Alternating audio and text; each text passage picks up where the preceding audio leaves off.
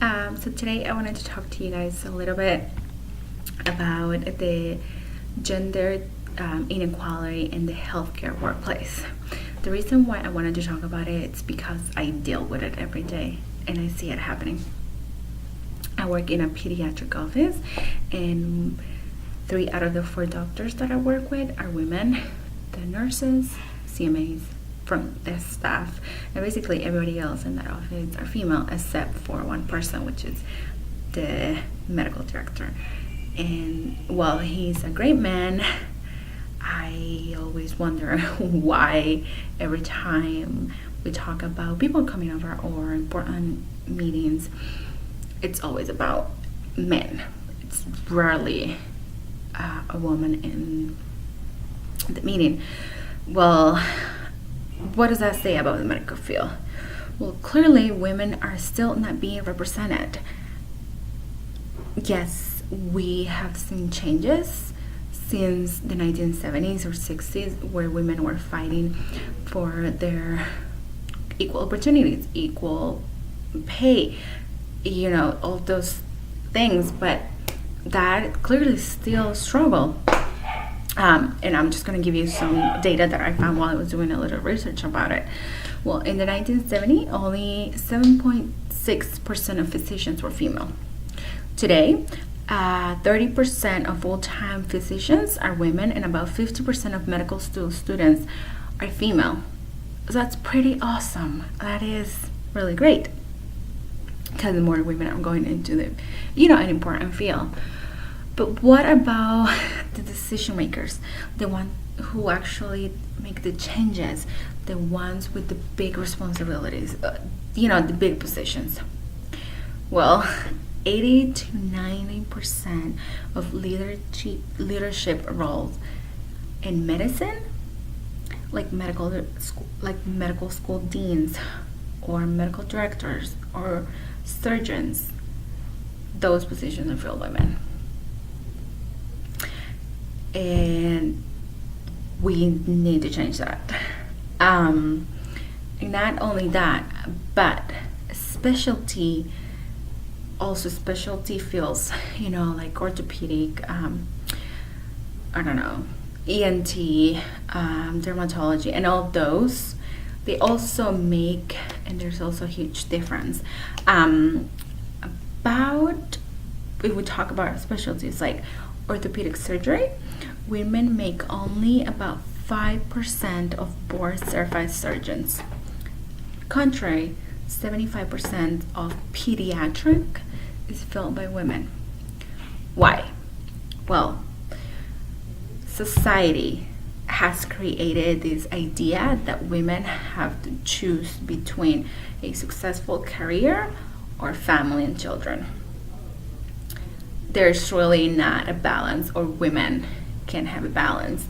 While men are always given you have to be successful and have a successful career, women have to choose in either or. Also, reports show that women are less likely to be offered a challenging position, like being a medical dean or a surgeon or all those things, because there's this crazy idea that women can't handle that. And not just that, but while I was doing some research, I found about wage gap, and this is something that we've been talking about it for the longest time, but still 2018 there is a huge gap between what men and women get paid. Business Insider report that in 2016, women in specialty fields were making about $242,000, while men were making $324,000. So that is a big difference. It is obvious that women and men go through the same schooling and the same research, and they do the same practices, to practice their career. But women are still not getting paid the same. And then I also was reading this article that it came out in this year, actually 2016, and it's about gender inequality still plagues the healthcare industry. Women are fed up.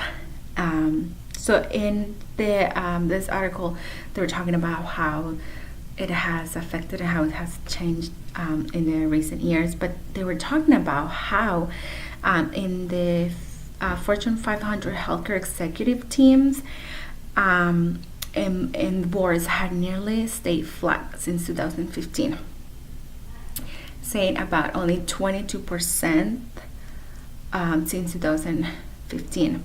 And then it says that only 1/3 of hospital executives are women. There's also been a little to no change on the on the startup world. So only 12% of digital healthcare CEOs are women. So what does it say? That things are not moving fast enough for women, that we are still struggling in this. So clearly there is a gender inequality in the healthcare field.